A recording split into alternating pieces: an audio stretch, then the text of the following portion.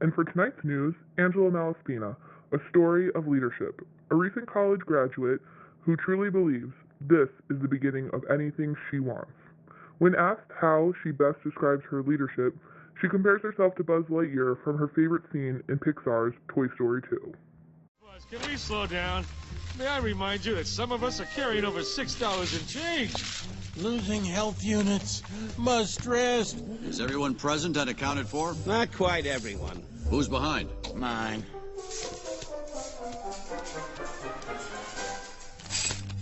Hey, guys, why did the toys cross the road?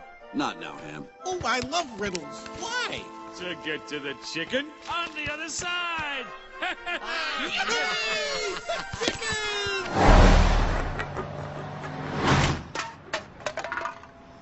Oh well, we tried.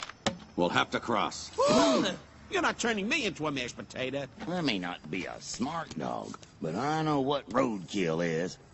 There must be a safe way. Okay, here's our chance. Ready, set, go!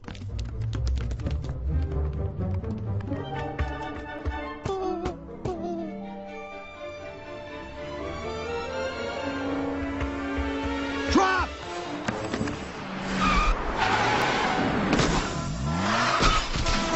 Go! Drop! I said drop! Go!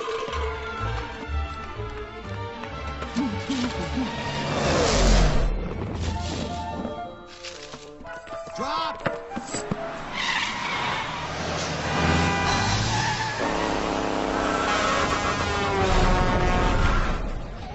Go!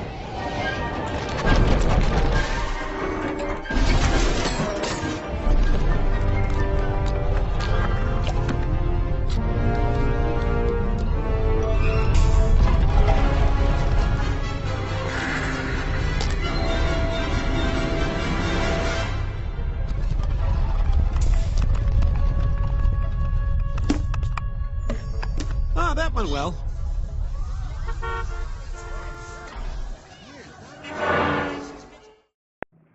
Thank you for sharing that clip with us. Why do you feel that Buzz Lightyear in this scene can best describe your leadership? Well, I really pride myself on my creativity and ability to think on my feet. Similar to Buzz's idea in this scene of concealing the group in traffic cones, I'm also really good in a crisis. And I believe strongly in teamwork and working together to obtain one common goal. Like in this case, crossing the street safely. Angela, in your opinion, what does it mean to be a leader? Leading is much more than just figuratively being at the head of a group of people. A leader is someone who has the ability to influence his or her peers, shows great initiative, and quite frankly has the guts to get what they want. How are you a leader? During my undergraduate college experience, I had my first true leadership position, where I served as a resident assistant for first-year students.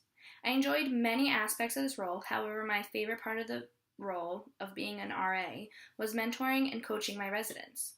I loved the idea of having some impact on their first impression of college. Within the position, I excelled in situations where I had to advise and support my residents, and I fully enjoyed being their go-to person. While being a resident assistant at college is on a much smaller scale than being a CEO of a company, I feel that my passion for mentoring and counseling my followers will only grow with my experience.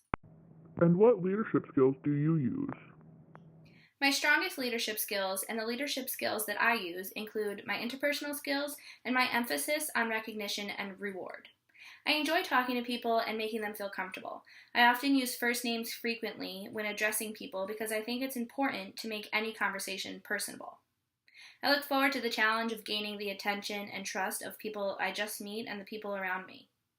I feel that captivating and gaining the trust of your followers is a key point to becoming a leader, because quite simply, without followers, you can't lead. I also find it crucial to recognize individuals for their accomplishments and reward them when necessary. I believe that acknowledgement and reward is a huge motivator and is key to making your followers feel appreciated. What are some parts of your leadership that can use some improvement? There are many aspects of my leadership that need improvement. As I am at the beginning of my career, I lack basic life and professional experience needed to perfect my leadership. That being said, at this point, I have realized some faults in my leadership thus far. I find that I am always wanting to please everyone.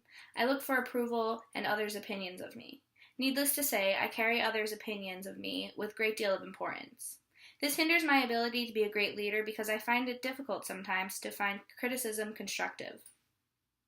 These traits most directly affect my ability and practices of conflict mediation. I find that I am most comfortable using the accommodating conflict style.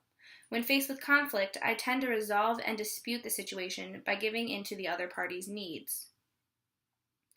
Again, this is a direct derivative of my high concern for others' needs and my undeniable sensitivity to others' opinions of me.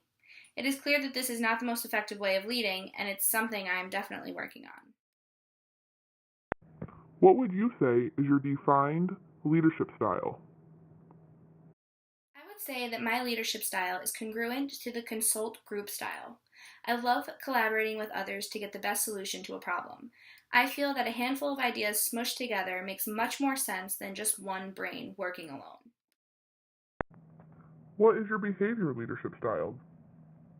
Like I mentioned before, I'm a very interpersonal person.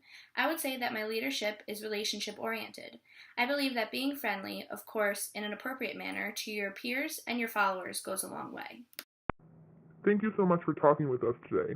One final question. What would you say is your personal vision and mission statement? My mission is to climb the corporate ladder and prove myself as a successful human resource business professional. I exist to make the workplace a more inclusive and comfortable space for all. I stand for equality of men and women of all races and sexual orientation within the workplace and inspire others to display the same efforts. I am headed towards a brighter future. My vision within 10 years is to run an HR department of a Fortune 500 company with a creative and friendly environment. Inclusive spaces will be a norm, and everyone will be free to operate efficiently no matter the circumstances.